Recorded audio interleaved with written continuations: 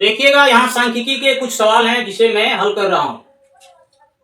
Question number 1 है, चर मान 5, 3, 8, 2 और 4 की माध्यिका कौन है। तो देखिए माध्यिका कैसे निकाला जाता है। माध्यिका निकालने का रूल है कि जो चर मान दिए रहते हैं उनको आरोही क्रम या अवरोही क्रम में सजाया जाता है, उसके बाद निकाला जाता है। तो देखिए मैं इस चर मान का जो आंकड़े दिए गए हैं उनका आरोही क्रम निकाल रहा हूं। तो सबसे पहले आरोही क्रम निकालने का रूल होता है, सबसे पहले सबसे छोटा अंक को लिखा जाता है, उसके बाद उससे बड़े बड़े अंक को लिखा जाता है।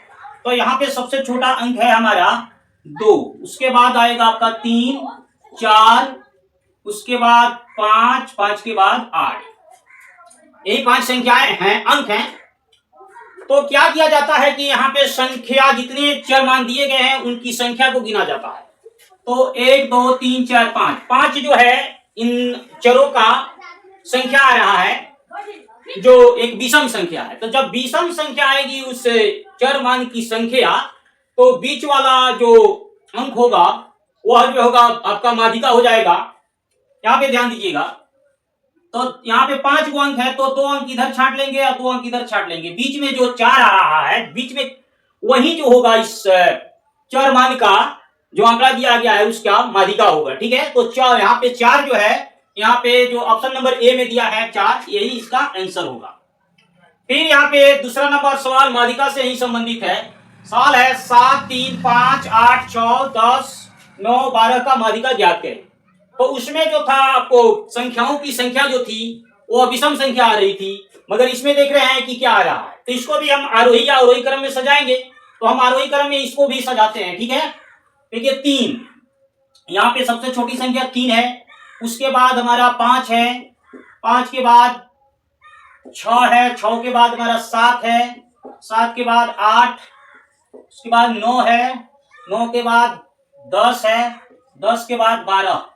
यहाँ पे गिन रहे हैं, यहाँ आंकड़ा जितना दिया गया उसको गिन रहे हैं 1, 2, 3, 4, 5, 6, 7, 8। यहाँ पे संख्याओं की जो संख्या आ रही है यानी आंकड़ों की संख्या वह सम संख्या आ रही है, उसमें आ रहा था विषम संख्या। तो विषम संख्या में जो बीच वाला अंक होता है वो माध्यिका हो जाता है, मगर इसमें सम संख्या आ रहा है। तो क्या किया जाता है, यहाँ 8 आया है ना, तो 3 इधर छोड़ देंगे और 3 इधर छोड़ देंगे। जो बीच का 2 अंक होगा उसको जोड़कर 2 से भाग देंगे, वही हमारा माध्यिका होगा। यहाँ पे 7 और 8 है, 7 और 8 बीच में आ रहा है, तो 7 और 8 को जोड़ देंगे और 2 से भाग देंगे। तो 7, 8, 15, 15 में 2 से भाग देंगे तो हमारा आएगा यहाँ पर 7.5।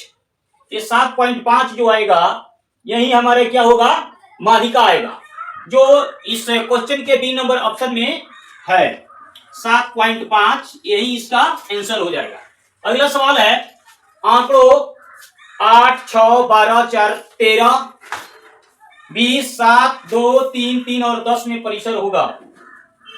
परिसर निकालने का रूल होता है कि किसी भी आंकड़ा का उच्चतम मान में से निम्नतम मान को घटा लिया जाता है, वही उसका परिसर होता है। ठीक है, तो इस आंकड़ा में सबसे उच्चतम मान यानी सबसे बड़ा मान जो है हमारा 20 है और सबसे छोटा मान हमारा 2 है।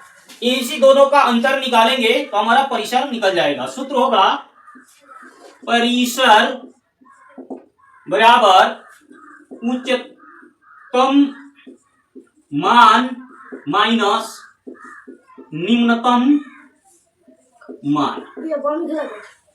यहाँ पे उच्चतम मान 20 है और निम्नतम मान 2 है, तो दोनों को घटाएंगे, 20 में से 2 घटाएंगे 18 आएगा। यही 18 जो है हमारा इस आंकड़ा का परिसर होगा, जो सी नंबर ऑप्शन में 18, यही आंसर हो जाएगा, यही आंसर हो जाएगा। निम्न वितरण में बहुलक वर्ग क्या है, तो यहाँ बहुलक वर्ग 10, 10 से 20, 20 से 30, 30 से 40, 40 से 50 और बराबरता दिए हैं 15, 20, 25, 15, 45। तो बहुलक वर्ग निकालने का रूल होता है कि जिस वर्ग अंतराल की बारंबारता सबसे ज्यादा होती है वही बहुलक वर्ग होता है। तो इसमें सबसे ज्यादा बारंबारता यहाँ 45 है, इसके सीधे ऊपर वाला जो बहुलक वर्ग अंतराल होगा वही इसका बहुलक वर्ग हो जाएगा। तो इस 45 के ऊपर 42 से 50, यही हमारा इस आंकड़ा का बहुलक वर्ग हो जाएगा, यानी डी में ही ऑप्शन है 50, 40 से 50। फिर नीचे एक क्वेश्चन है 5 नंबर, किसी वितरण के माध्य, बहुलक और माध्यक के बीच मूल संबंध होता है। तो यह एक सूत्र होता है बहुलक निकालने का, बहुलक बराबर 3 माध्यिका माइनस 2 माध्य। यही इस क्वेश्चन का आंसर होगा, यही सूत्र होता है, बहुलक बराबर 3 इंटू माध्यिका माइनस 2 माध्य, या समांतर माध्य भी कुछ लोग बोलते हैं। यही इस सवाल का आंसर होगा। छठा है कि किससे माध्यिका आलेखीय ढंग से ज्ञात किया जा सकता है। तो ऑप्शन है आयत चित्र से, बारंबारता वक्र से, तोरण से, इनमें से कोई नहीं। तो इसमें जो है हम तोरण से निकालते हैं, इसलिए इस क्वेश्चन का आंसर तोरण होगा।